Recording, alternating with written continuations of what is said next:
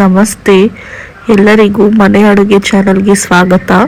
ಇವತ್ತು ನಾವು ಸಿಂಪಲ್ ಆಗಿ ನುಗ್ಗೆಕಾಯಿ ಬೇಳೆ ಸಾರು ಹೇಗೆ ಮಾಡ್ಕೊಳ್ಳೋದು ಅಂತ ತೋರಿಸ್ಕೊಡ್ತೀವಿ, ಬನ್ನಿ.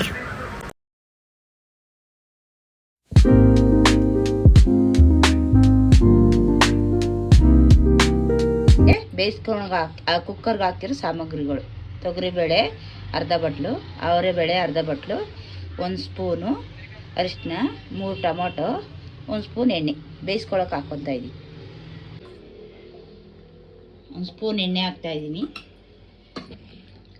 ಅವರೆಬೇಳೆ ಹಾಕ್ತಾಯಿದ್ದೀನಿ.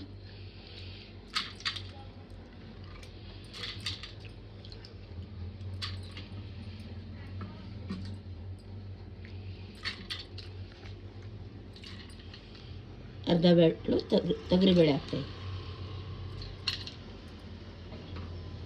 ಸ್ವಲ್ಪ ಅರಿಶಿನ ಹಾಕ್ತೀನಿ. ಅರಿಶಿನ ಹಾಕಿದ್ರೆ ಚೆನ್ನಾಗಿ ಬೇಯುತ್ತೆ. ಹಚ್ಕೊಂಡಿರೋ ಟೊಮೊಟೊ ಹಾಕ್ತಾಯಿದ್ದೀನಿ, 3 ಟೊಮೊಟೊ. ಮತ್ತಷ್ಟು ಬೇಯಕ್ಕೆ ನೀರು ಹಾಕ್ತಾಯಿದ್ದೀನಿ.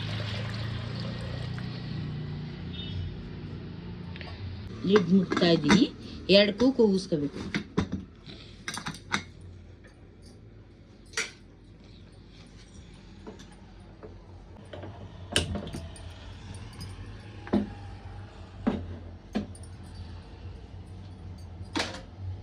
ಇದು 3 ನುಗ್ಗೆಕಾಯಿ ಇದೆ, ಸಪ್ರೇಟ್ ಬೇಯಿಸ್ಕೋಬೇಕು. ಕುಕ್ಕರ್ ಒಳಗಡೆ ಹಾಕ್ಬಾರ್ದು. 5 ಮಿನಿಟ್ ಬೇಯಿಸ್ಕೊಂಡ್ರೆ ಸಾಕು.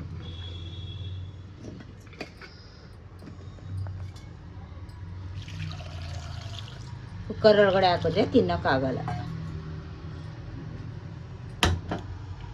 ಸಣ್ಣದಾಗಿ ಉರಿ ಇಟ್ಕೊಂಡು ಬೇಯಿಸ್ಕೋಬೇಕು. 5 ಮಿನಿಟ್ ಸಾಕು.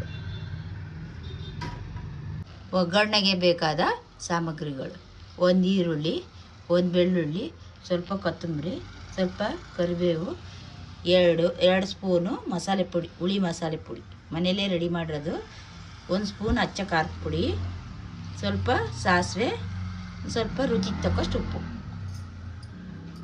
ಈಗ ಕುಕ್ಕರಲ್ಲಿ ಬೇಳೆ ಟೊಮೊಟೊ ಬೇಯಿಸ್ಕೊಂಡಿರೋದು ಸ್ವಲ್ಪ ಸೌಟಲ್ಲಿ ಹಿಂಗೆ ಆಡ್ಕೋಬೇಕು. ಟೊಮೊಟೊ ಎಲ್ಲ ಟೇಸ್ಟ್ ಚೆನ್ನಾಗಿರುತ್ತೆ.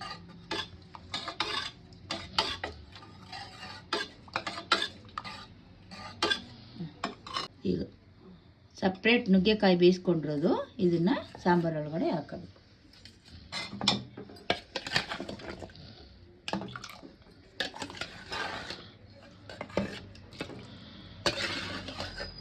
ಈ ಥರ ಬೇಯಿಸ್ಕೊಂಡ್ರೆ ಒಡೆದೋಗಲ್ಲ, ತಿನ್ನೋಕೆ ಚೆನ್ನಾಗಿರುತ್ತೆ.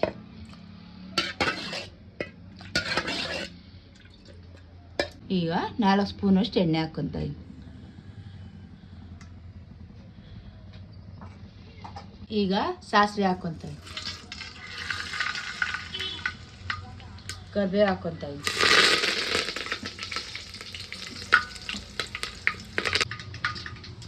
ಈಗ ಬೆಳ್ಳುಳ್ಳಿ ಹಾಕ್ಕೊತಾ ಇದ್ದೀನಿ.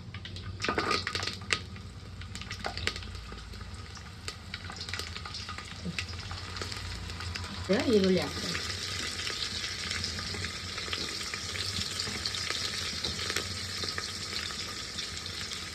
ಕೊತ್ತಂಬರಿ ಸೊಪ್ಪನ್ನ ಒಗ್ಗರಣೆಗೆ ಹಾಕ್ಬಾರ್ದು, ಸಾಂಬಾರು ಒಳಗಡೆ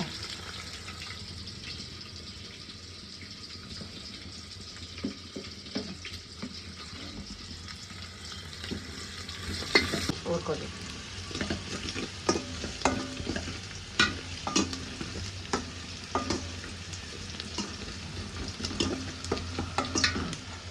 ಈಗ ಖಾರದ ಪುಡಿ, ಸಾಂಬಾರು ಪುಡಿ ಇಲ್ಲಿ ಕುಕ್ಕರ್ ಒಳಗಡೆ ಹಾಕಿ,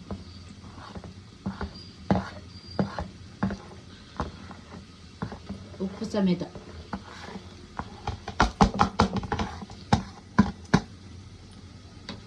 ಒಂದು ರೌಂಡು ಈ ಥರ ಮಾಡ್ಕೊಬೇಕು.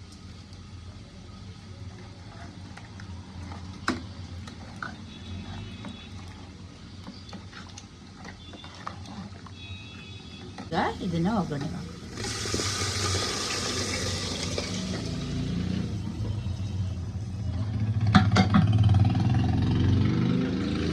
ಸ್ವಲ್ಪ ನೀರು ಹಾಕುತ್ತೆ.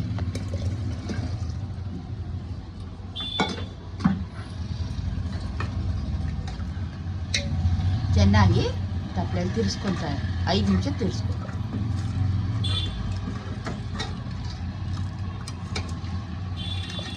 ಮುದ್ದೆಗೂ ಚೆಂದ, ಇಡ್ಲಿಗೂ ಚೆಂದ, ದೋಸೆಗೂ ಚೆಂದ.